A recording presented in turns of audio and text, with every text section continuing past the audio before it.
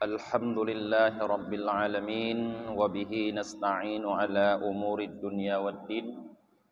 Asyhadu an la ilaha illallah wahdahu la syarika lah wa asyhadu anna Muhammadan abduhu wa rasuluhu la nabiyya ba'dah.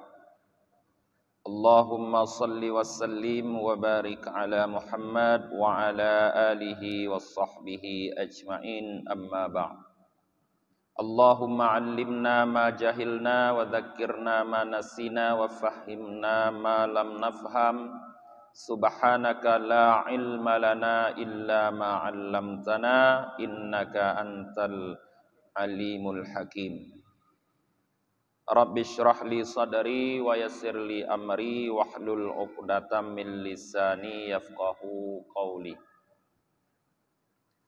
Jamaah maghrib yang dirahmati oleh Allah Subhanahu wa taala, sambil beriktikaf di dalam masjid menanti waktu Isya, kita lanjutkan kembali kajian tasawuf kita, kitab Mukasyafatul Qulub karya Imam Al-Ghazali, bab yang ke-30 tentang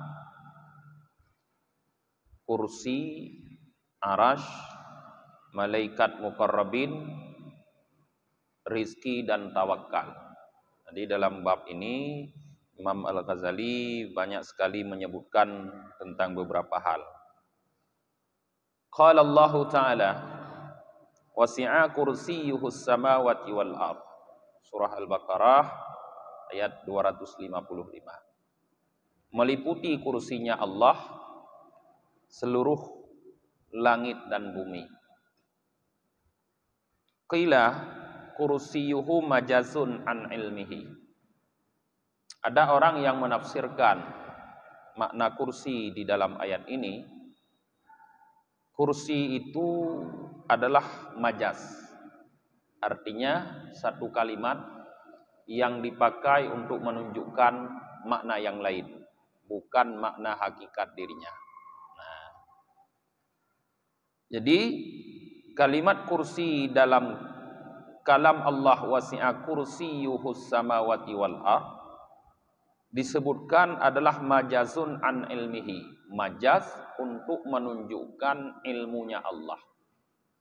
Jadi kursinya Allah meliputi langit-langit dan bumi, artinya ilmunya Allah meliputi langit-langit dan bumi, artinya seluruh yang ada di langit dan di bumi semua diketahui oleh Allah Subhanahu wa taala. Wakila mulkihi. Ada juga orang yang mengatakan kursi di situ bermakna kerajaannya Allah. Sehingga menjadi makna kerajaan Allah meliputi seluruh langit dan bumi.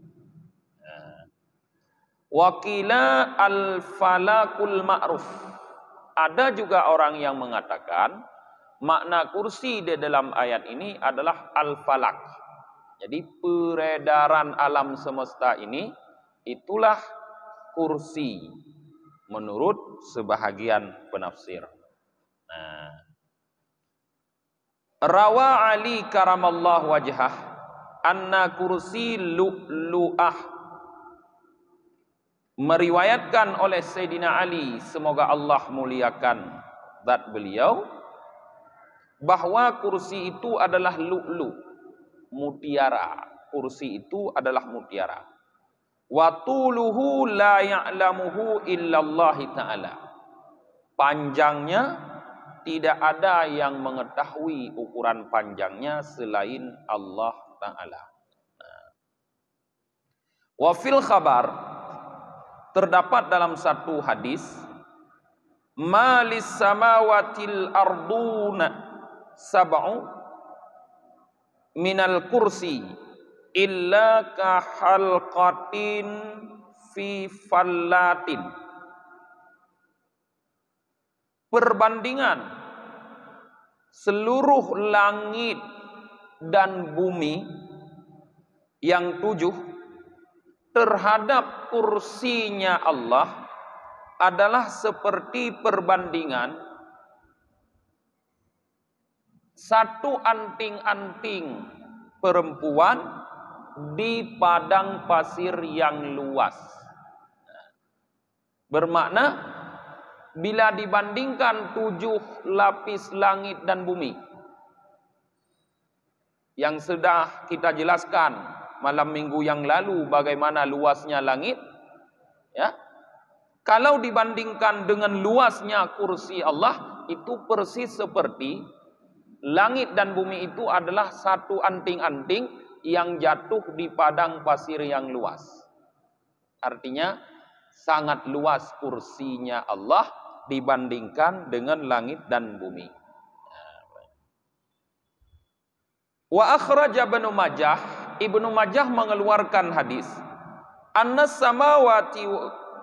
samawati fi jawfil kursi, bahwa seluruh langit terdapat dalam kolong kursi. Jadi langit itu terdapat di dalam bahagian kursi. Wal kursiyu baina yadal arash, sedangkan kursi terdapat di depan arash.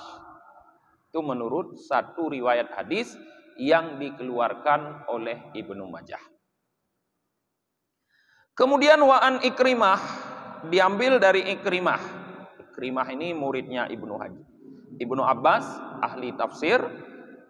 Beliau berkata, asyamsu juz'un min sab'ina juz'im min nuril kursi. Matahari, kata Ikrimah, adalah satu bahagian, satu juzuk daripada 70 juzuk cahaya kursi. Berarti kalau kita buat perbandingan, kalau cahaya matahari begitu, yang hanya merupakan satu bahagian, apalagi cahaya kursi yang sudah terkumpul 7 bahagiannya. Wal arsyu juz'um min sab'ina juz'in min nuri sutur, yakni biha al hijab. Sedangkan arash adalah satu bahagian daripada 70 bahagian daripada cahaya sutur. Sutur itu yang dimaksud dengan sutur adalah hijab-hijab. Nah, dinding-dinding penghalang. Warada anna baina hamalatil arsy wa hamalatil kursi sab'ina hijaban min dhulumah wa sab'ina hijaban min nur. Warid pula bahwa di antara para pemikul aras dan para pemikul kursi terdapat 70 hijab, dinding yang terbuat dari kegelapan, dan 70 dinding yang terbuat dari nur cahaya. Kullu hijabin, setiap satu hijab, maisarati khamsimi'ati am, perjalanan 500 tahun. Satu hijab jauhnya perjalanan 500 tahun. Walaula dzalika lahtaraka hamalatil kursi min nurihim. Seandainya bukan karena ada hijab-hijab tersebut, sungguh para malaikat penanggung aras akan terbakar dari sebab nur cahaya mereka itu. Jadi mereka para pemikul aras itu dihijab karena aras adalah nur, kursi juga nur, cahaya. Cahaya itu dapat membakar. Maka dibuatkan oleh Allah 70 hijab masing-masing. Sehingga para malaikat penanggung aras, penanggung kursi, semuanya tidak terbakar oleh cahaya tersebut. Kemudian wal arsyu jismun nurani uluwin fauqa kursi fahuwa ghairuh khilafan li Hasanil Basri. Sedangkan aras adalah sebuah jisim, bentuk zat nurani yang terbuat dari nur, uluwi yang tinggi, fauqal kursi berada di atas kursi. Fahuwa ghairuh, aras adalah bukan kursi. Jadi aras dengan kursi dalam riwayat Ikrimah ini berbeda. Khilafan li Hasanil Basri, khilaf bagi Hasan al-Basri. Hasan al-Basri menurut beliau aras dan kursi itu sama. Nah, jadi udah ada khilaf ulama. Qila min yakut hamra. Ada orang yang mengatakan bahwa aras itu terbuat dari mutiara yang merah. Wa qila min jauharil hadra. Ada yang mengatakan dari mutiara hijau. Wa qila min duratil baida. Ada juga yang mengatakan dari mutiara yang putih. Wa qila min nur. Ada juga yang mengatakan terbuat dari cahaya. Nah, tetapi al-aula imsaku anil qat'i bihaqikatihi. Tetapi menurut Imam Al-Ghazali, yang utama adalah menahan diri kita daripada memastikan terbuat dari apa aras tersebut. Karena hakikatnya yang mengetahui adalah Allah Subhanahu wa ta'ala. Yusammihil falakiyun bi falakit tasi'. Aras tersebut dinamakan oleh para ahli ilmu falak dengan falakit tasi', falak yang ke-9. Wal falakul a'la, dan juga disebut dengan falak yang paling tinggi. Jadi orang-orang ahli falak membagi falak itu kepada 9 tingkatan. Jadi yang paling tinggi adalah arash. Wal falakul aflak wal falakul atlas. Ada juga yang menamakan aras itu falakul aflak. Ada juga yang menamakan falakul atlas. Ay khali minal kawakib. Arti falakul atlas artinya kosong daripada bintang-bintang. Jadi di falak yang terakhir itu yang disebut aras, tidak ada di situ bintang-bintang. Kenapa?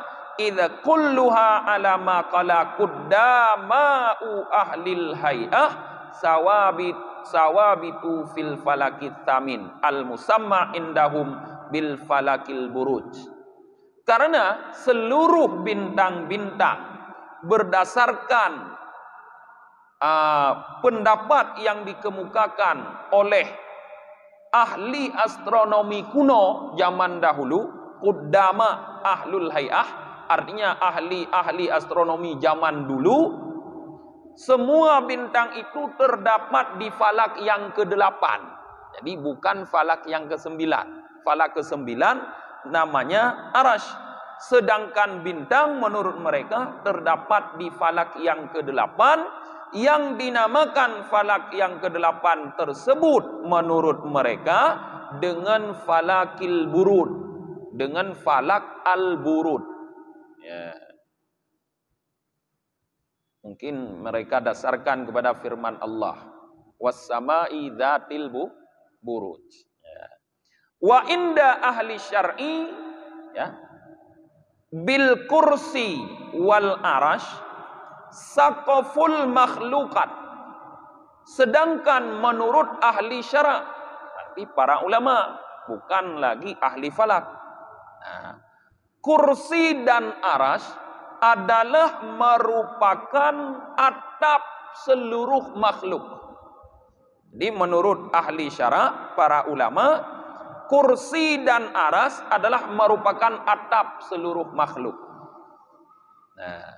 Fala syai'a yakhruju an dairatihi fahuwa fil muntaha ilmil ibad.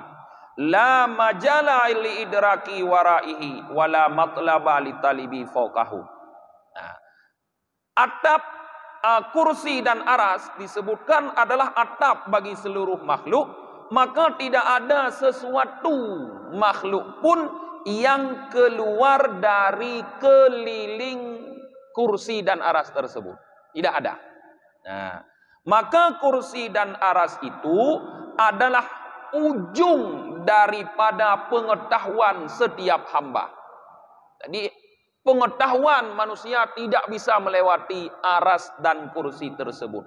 La majala li idraki wara'ahu. Tidak ada lagi medan untuk mendapatkan di belakangnya. Artinya, setelah aras dan kursi itu tidak ada lagi ruang untuk didapatkan oleh pengetahuan manusia. Wala matlaba li talibi fawqahu, dan tidak ada tempat lagi untuk meneliti bagi para peneliti di atasnya. Ada orang yang pandai ingin meneliti apa yang terdapat di atas aras, di atas kursi, tidak ada lagi ruang untuk meneliti. Mereka tidak akan sanggup. Nah, itu menurut ahli syarah. Nah, qala Allah Ta'ala, Allah Ta'ala berfirman, fa in tawallau faqul hasbiyallah la ilaha illa huwa alaihi tawakkaltu wa huwa rabbul arsyil azim. Maka jika mereka berpaling, kata Allah kepada Nabi Muhammad, faqul, maka katakanlah hai Muhammad, hasbiyallah, cukuplah Allah untukku.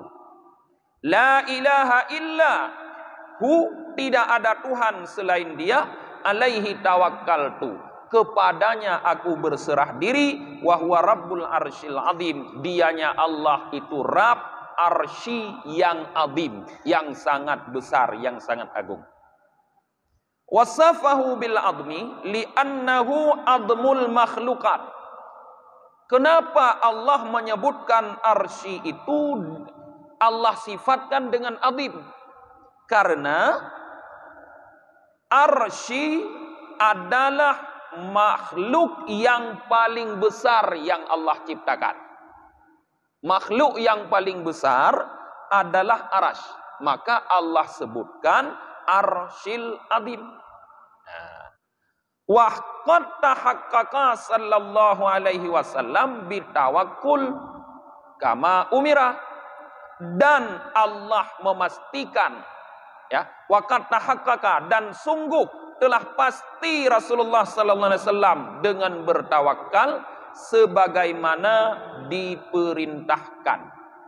Walidza summiya fit Taurah wa ghairihi bil mutawakkil.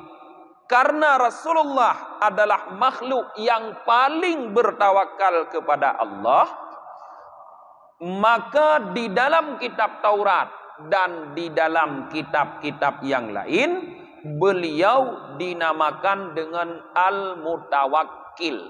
Nah, jadi di dalam Taurat, nama Nabi Muhammad itu adalah Al-Mutawakkil. Kaifa, kata Imam Al-Ghazali,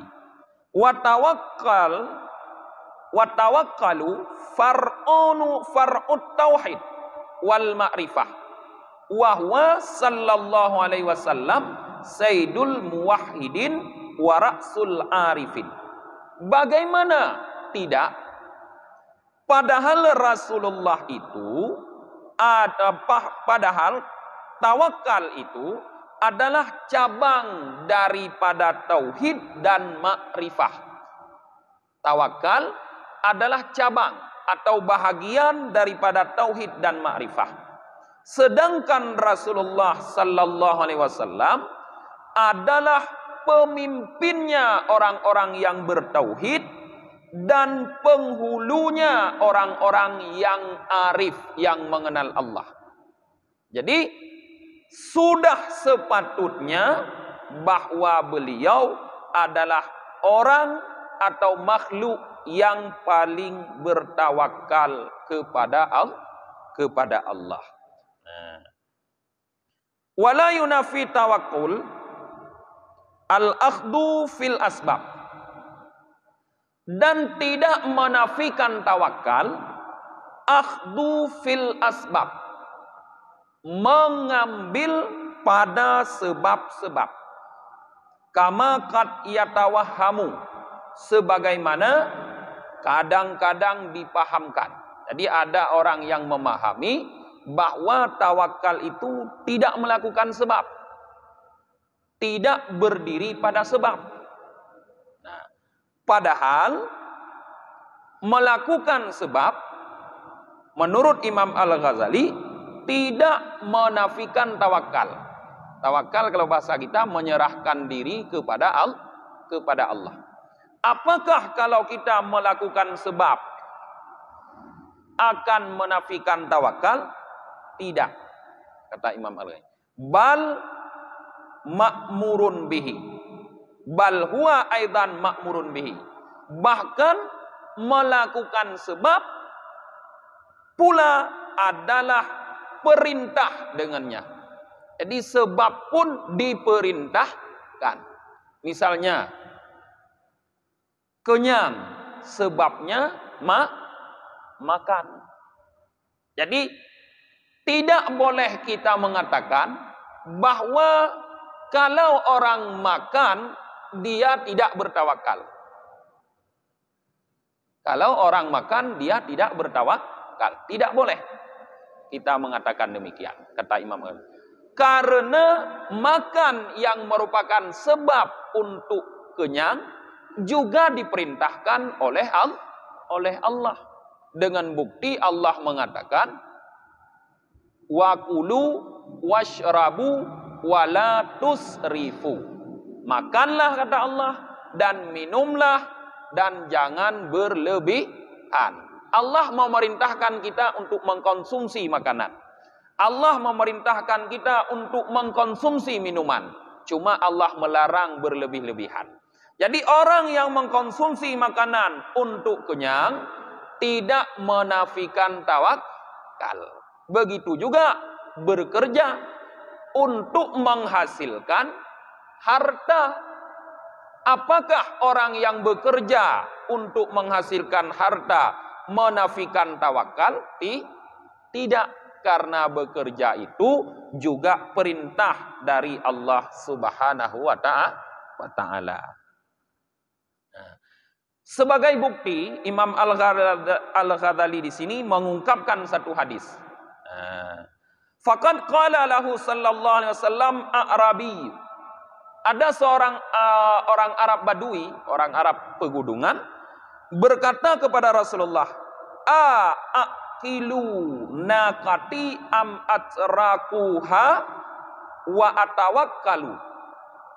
Apakah, kata orang Arab Badui itu, aku mengikat untaku atau aku biarkan saja dan aku serahkan kepada Allah, aku bertawakal kepada Allah? Apa kata Rasulullah? Faqala aqiluha wa tawakkalu. Wa tawakkal. Rasulullah menjelaskan, ikatlah, kemudian baru kamu menyerahkan kepada Allah. Tanya tame Honda Mutujid terus Honda Mutujid nyan pu ne puduk kunci-kunci juinan ba Honda ne serah kepada Allah. Ne pegah, ya Allah nyolong terah kepada drone Honda ilung nak semayang. Pu ne kunci ne me kunci-kunci saja. Nyan monyo pertanyaan urang Arab Badui uje orojih ba Rasulullah, geyu kunci olionyan geyu me kunci saja baru ne serah kepada Allah. Itulah tawakal. Jadi mengkunci kereta tadi atau pada Arab Badui mengikat untanya di tempat pengikatan unta itu tidak menafikan tawakal, karena itu juga perintah. Anak menafikan tawakal.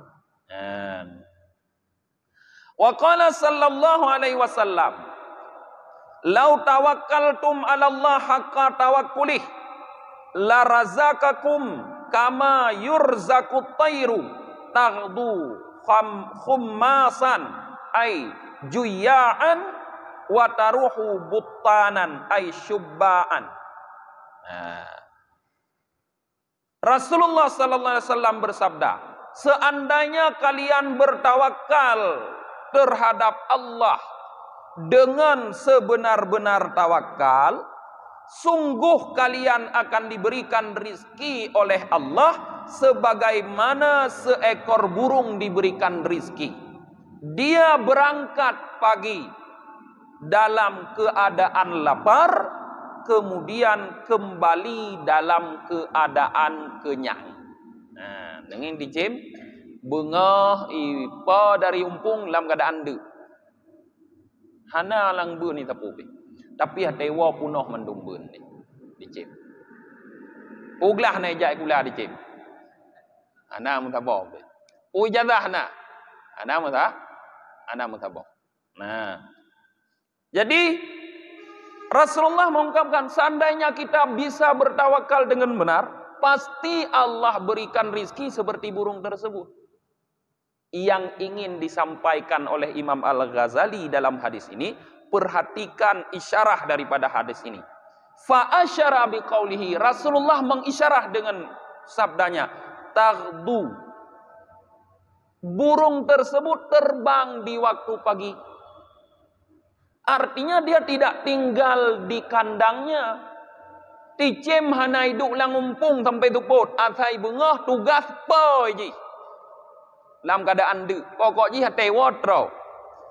Ha isyarah Rasulullah dengan kalimat taghdu ila tasabbub, kepada jalan sebab. Kepada sebab. Jadi terbangnya burung itu menjadi sebab kenyangnya burung. Ya. Jadi bek tapi kele katanya berarti munyo lagi dicimnya. Hana payah hijai kula, hana payah ijazah, hana payah kerja, aku tak duduk di rumah kero ditanya. Nah, tawakal. Itu tawakal yang keblinger. Bukan orang Jawa, tawakal bangai. Salah memahami tawakal. Dengan bukti Rasulullah menyampaikan tawakal itu bukan semata-mata menyerahkan diri begitu saja tanpa berusaha. Seekor burung pun yang tidak punya sekolah, yang tidak punya ijazah, tetap keluar dari rumahnya. Kemudian Allah yang memberikan dia rizki. Maka paling kurang le gedanya, walaupun haik dah pubuk-tapu, pintu rumah dah buka. Jut urang lain ni jak rumah ya biratu ki gejuk oleh Allah ba urang lain, jut gejak urang lain ya intat bu, ya intat kuah, ya intat i. Monyo neduk i rumah ne gunci pintu-pintu, bro dinan mati ana tho ya intat tapu. Ya, nyan salah tawakal lagi nyan. Ya. Hikayatan. Nah, hikayah cerita. Pote matu etat. Dong pegah dengan bahasa tanyom dah nak kun kitab ni. Ibrahim bin Adham berjumpa dengan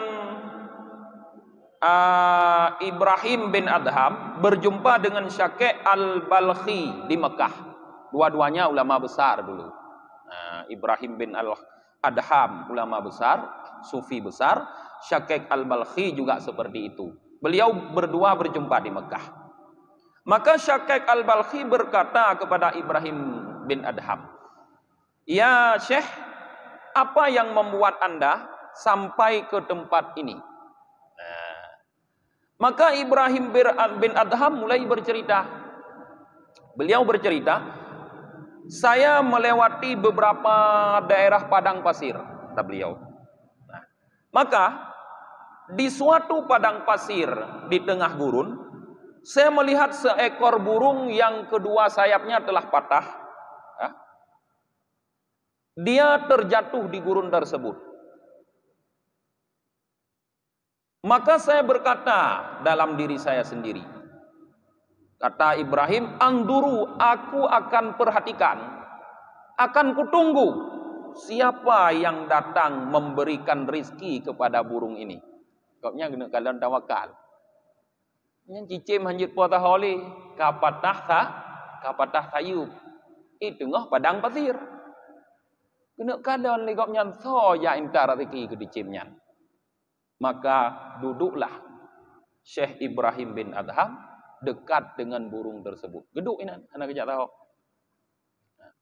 Tiba-tiba beliau melihat ada seekor burung yang datang kepada burung tersebut sambil membawa seekor belalang di paruhnya. Ime darut apa dicimnya? Ba abah.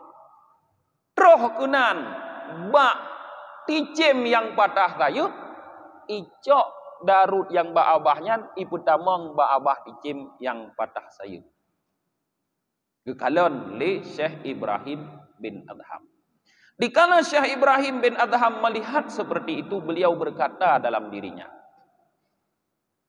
Innal ladzi qabbada hadat tayr li hadat tayr qadirun ayarzuqani haitsu kuntu.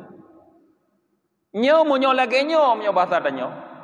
Zat yang mengirimkan burung ini untuk membawa rizki kepada burung yang patah sayapnya itu pasti mampu memberikan rizki kepada saya dimanapun saya berada. Kagak teh tikoknya. Yan, aku dicem mendang terus ratiki. Ulam kita nyawa ke urang pikirnya. Fataraktu takasub kepengen, maka aku tinggalkan berusaha. Nali aku buat tapu ligopnya, wastakhartu bil ibadah, dan aku mulai menyibukkan diri dengan ibadah. Kubah usaha. Nali pupuk tapu ibadah mentok. Faqala Ibrahim, maka Syekh Ibrahim berkata, walima la takun anta tayru sahih alladhi at'ama tayrul alil hatta takunu afdalu minhu. Kembali lagi Syekh Ibrahim berkata kepada Syakek Al-Balkhi, wahai Syakek, kenapa kamu tidak jadi seperti burung yang sehat tadi yang saya ceritakan, yang membawa makanan kepada burung yang sakit. Istilahnya Syakek bin Al-Balkhi burung yang sehat, beliau burung yang sakit. Mana kerja tapu kali. Nah, pakon handron bulage dicem yang sehat yang lung cerita sanyo. Lung dicem yang sakit. Nume makanan ke dicem yang sakit. Hatta takuna afdalu minhu, sehingga gata engkau lebih utama dari burung tersebut. Nah,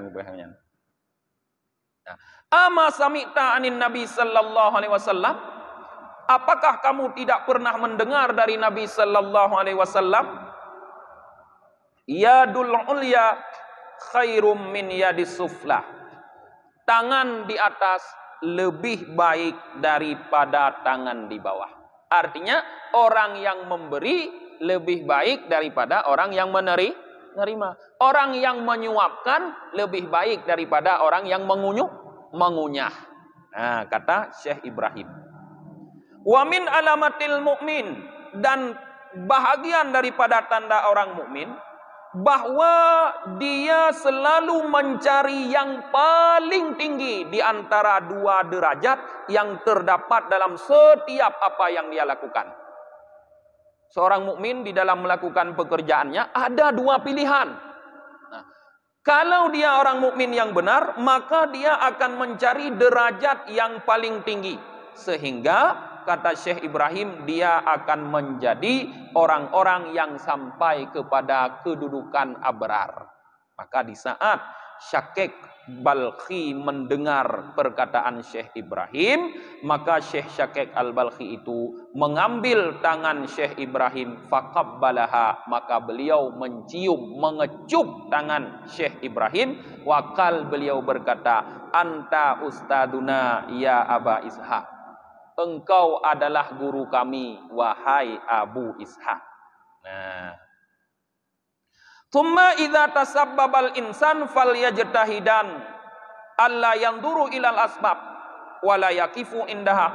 Kemudian yang paling penting tadi melakukan sebab tidak apa-apa, tidak menafikan tawakal. Tapi apabila seseorang sudah melakukan sebab, jangan dia terlalu fokus kepada sebab. Jangan dia terlalu fokus dan berhenti di situ pada sebab. Tetapi hendaklah dia menjadikan maulanya Allah Subhanahu wa taala sebagai sasaran pandangannya dan fokus tujuannya. Jadi kalau kita misalnya bekerja untuk mencari rizki, kita menyerahkan hasilnya kepada Allah. Nah, di saat kita bekerja mencari rizki, artinya kita berjalan di sebab, jangan fokus di sebab tersebut. Tapi fokuslah kepada Allah. Sama seperti orang yang meminta-minta.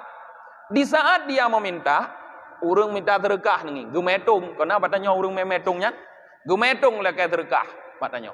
Nyan ho genging, atuh dong puatuh urang bi terkah. Pasti yang dia lihat ada hurung bidrekah, kan ada tung. Sedangkan tung muno asbab, ya kan? Maka begitulah kita jangan fokus kepada pekerjaan. Fokuslah kepada yang memberikan rizki. Jadi baik fokus bekerja. Katanya pekan anak-anak ibut malamnya. Tibo dah tengku. Tibo orang kerja hanam temung ibut. Nyan berarti ka fokus ke sebab drone. Ya, kon li fokus kepada Allah. Nyan kalage urang minta terkah, Nabi terkah wajud, kutuntung mi terkah wajud. Jauh urang ni anak tahu bi terkah. Ka. Kabi honde? Ka.